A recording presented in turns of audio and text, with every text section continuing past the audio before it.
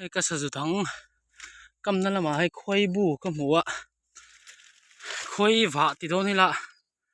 an te bok sheng khoi nge neng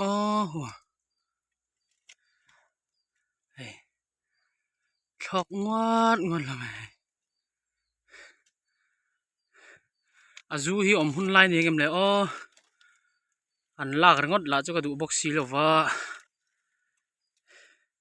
tu yang em le ma ro chu midang comment lama han comment na lama lo soi chin ula alak chi nge chi lo ti de kha alak chi chuan dak tu ka thang kam phain an la nga lang khwai ai eng khoi nge pok he lo khoi nau te nge nyang an a thar chu nei ve ni ma ro chu azu tu tam lu tu king karing lo an la te an te me ma en ma ula mo tui vi wing karing